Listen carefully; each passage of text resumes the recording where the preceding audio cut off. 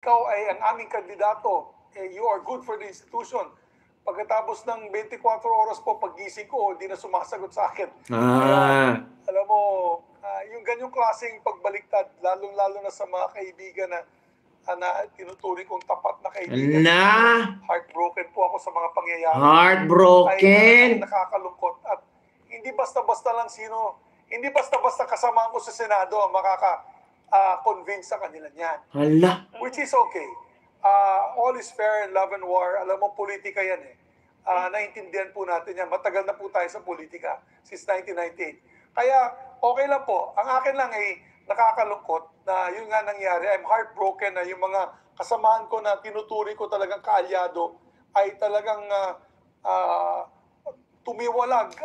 Umalis ka agad. Na wala pang, hindi pa tayo kinakausap. Hala! Revelasyon yan. Revelasyon yan ni Zubiri. Yung mga kasanggasanan niya, kasama sana niya, yung nag-promise na hindi siya iiwan, biglang tumiwalag. Galing ni Zubiri yan. Galing ni Zubiri yan. Galing sa bibig ni Zubiri. Now the question is, sino ba ang nag-influence sa mga close friends ni Zubiri na tumiwalag? Sino ba ang nag-influence sa mga kasanggasan ni Zubiri na iwanan siya sa ere? Yun ang malaking tanong. And I'm not sure kung ibubulgar ito ni Zubiri. Diba? Kasi Zubiri is very careful right now. Basta ang gusto na ni Zubiri, malaman ng tao ang istorya, ang totoong nangyari kung bakit siya nag-resign. Sabi dito, ang ganda-ganda pa ng istorya nila. Ang ganda-ganda pa ng mga sinasabi na hindi ka namin iiwanan. Pero sa isang iglap, bigla siyang nilaglag. Biglang tumiwalag. Anong gagawin ni Zubiri? Diba? Kung ramdam ni Zubiri na broken-hearted siya. Kasi naniniwala siya sa mga taong iyon. Kasi naniniwala siya na ang mga taong iyon ay susuportahan siya.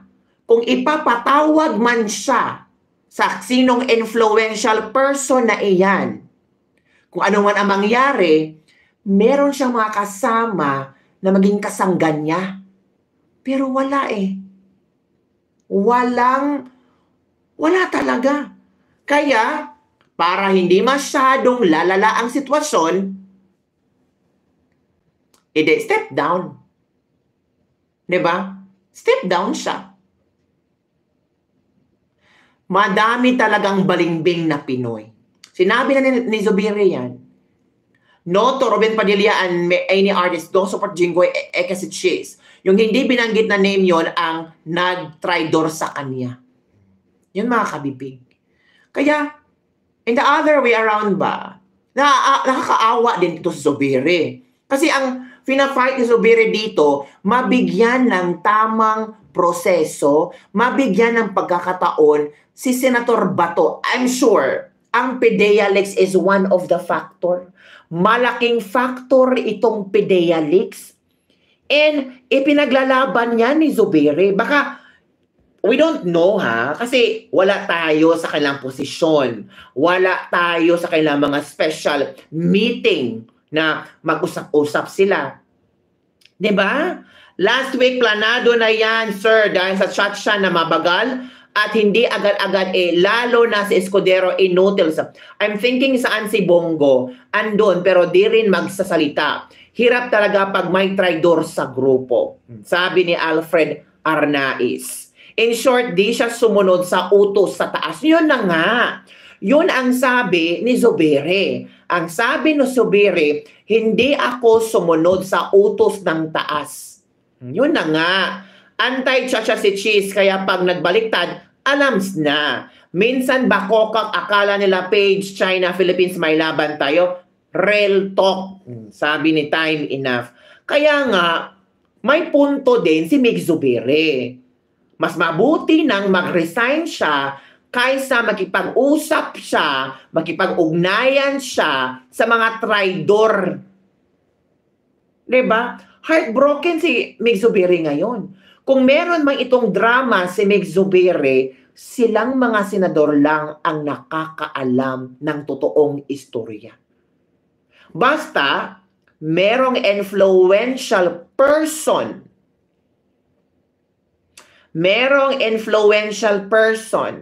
ang nagalit kasi hindi sumunod sa utos si Mig Zubiri.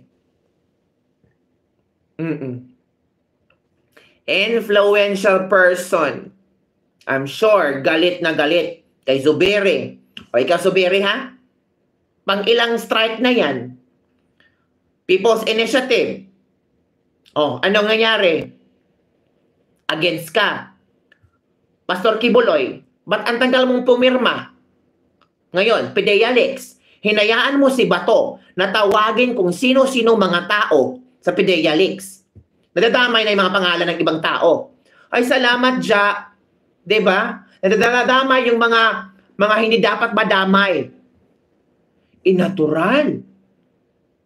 Noon pa lang, ganito na ang Senado. Sabi nga ni Zubiri, hinayaan nga niya yung Senate hearing ni Gordon noon na parmali, kahit ba isang taon pa yon. Kasi, nirespeto niya ang isang senador. Hinalal ng tao. At ang mga tao may karapatan ding malaman sa kung ano ang nangyayari sa Pilipinas. Gets yung mga kabibig? Okay, let's move on. Ito pa. Importante kasi dyan, tuloy pa rin ang laban ko. Itutuloy ko po ang laban ko para sa mga pagbibigay po ng benefits sa ating mga manggagawa, yung pagbibigay po ng mga programa at proyekto para sa ating mga mahirap. Tuloy pa rin yan bilang isang ordinaryong senador. Senator, yes. Yes. How betrayed do you feel, no? Kasi Wow, how betrayed do you feel right now? May nasa-sense po kayong parang pinagkakaisang kayo sa Senado. I mean, how do you feel at this point? Alam mo, ako siguro pinakamalungkot dito sa pangyayaring ito. Take note ha, kasi sinabi ni Vicky Morales, pinagkakaisahan ka ng Senado. Take note on the question. How do you feel right now na pinagkakaisahan ka ng Senado? O yun ha? O, let's see kung ano ang sagot ni Mig Zubiri. With the question, how do you feel right now na pinagkakaisahan ka sa Senado? Get the point? Get the question? Na-gets nyo ba ang question? Naintindihan nyo ang question? Very direct question yan. Proceed. I was one of the supporters of Uniteam. I was one of the supporters of the Digong Marcos match-up and coming together united for the country. Tapos nagkaroon po ng yung awayan, bangayan, at na yun nahati-hati na. I'm a victim. Nasa gitna po ako eh. Sinabi ko po to sa hearing ni Senator Bato, sabi ko, may galit sa akin yung isang grupo dahil meron ako mga sabpina sa kanilang mga leader. Galit naman din ako ang grupo na ito dahil pinapayagan kita makipag-hearing na yun. So parang nasa gitna po ako. Kaya okay lang sa akin yan dahil ang pinaglalaban ko ang institusyon. Dahil ang institusyon ang napakahalaga. Being the last bastion of democracy, talagang inirespeto ko po ang traditions ng ating Senado. And because of that, siguro may nagalit sa akin, may nagtampo sa akin, and ito pong kalagayan po natin ngayon. But I would like to thank, gusto ko pong pasalamatin yung mga kasamahan ko na nanatili sa akin. Unang-una si Senator Sani Angara, si Senator Joel Villanueva, sina Senator Lauren Legarda, Senator Nancy Binay, Senator J.V. Ejercito.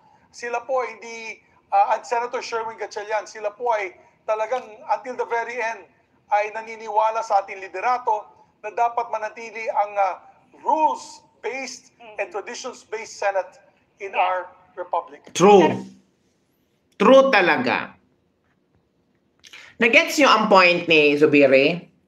Nagets nyo? Ako nagets ko. Ang point kasi yung pinagalaban ni Zubiri na kung ano man yung rule and law sa Senado, ang naintindihan ko kasi, hinayaan ni Zubiri ang mga senador na gagawa ng Senate hearing, which is that is the traditional way. Pero para yatang may gustong mag-control sa Senado at kung ano mang klaseng mga Senate hearing, pag ayaw ng influential person na ito sa isang Senate hearing, ay posible at kung gusto niyang ipatigil yan, pwede niyang gawin. Parang gusto niyang kontrolin ang Senate President. Pag ayaw niya ang Senate hearing, sabihan niya ang Senate President, oh, stop na yan. Pero hindi ganon si Mig Zubiri. Hindi ganon si Mig Zubiri kasi nirespeto niya ang mga senador. Yun ang pagkaintindi ko. Sabi pa ni Mig Zubiri, Uniteam, sinuportahan niya. Nang biglang nagkaroon ng gulo ang Uniteam. Nasa gitna siya, nagumpukan ang bawat grupo. Sinusupina siya na bakit ganito, ganyan. Sinusupina siya na dapat ihinto na ang PIDEA leaks. Bakit nga ba gusto nilang ihinto ang PIDEA leaks? Anong nasa PIDEA leaks na triggered silang ipahinto ito? Kung triggered sila at threatened sila na ipahinto ang PIDEA leaks, it means totoo ba ito? Totoo ba ang PIDEA leaks? Kasi triggered sila. Diba? And take note, sa dami ng Senate hearing, sa dami-daming Senate hearing mga kabibig, na ang Senate President si Miguel Zubiri, bakit ngayon lang siya nag-resign in the middle of PIDEA leaks hearing? Nakuha niyo? Nakita niyo? Dapat sana nag-resign na itong si Mig Zubiri sa panahon ng Pastor Apollo Kibuloy hearing. Dapat nag-resign na si Senate President Miguel Zubiri noong Farmally issue. Hindi. Pero ngayong PIDEA leaks, it's because may nasagasaang influential person. Di ba, Go Sport? Hello, John. May nasagasaan na influential person. At itong influential person na ito ay hindi lang influential, kundi super duper influential na maggorgor sa mga taong hindi susunod sa kanila. Gets nyo? Kita na ko interview niya, pinag-initan siya kasi hindi nag-support siya sa PI. Yes, that's true, kabibig from Go Sport. That's my analysis. That's my understanding on this issue right now. So para maresolba ang issue na ito, ang tanging maging solusyon ni Miguel Zubiri, mag-resign. At hayaan na sila maghanap ng bagong Senate President, ay let's see kung paano la i-handle ang mga darating pang problema ng bansa. Sa dami-dami nang naharap ni Miguel Zubiri na mga Senate hearing, bakit sa PIDEA leaks hearing lang siya nag-resign? Diba? Bakit? Diba mga kabibig? Hindi na gets? Sino ba itong influential person na ito? Mig Zubiri? Takot ka bang pangalanan yung influential person na ito?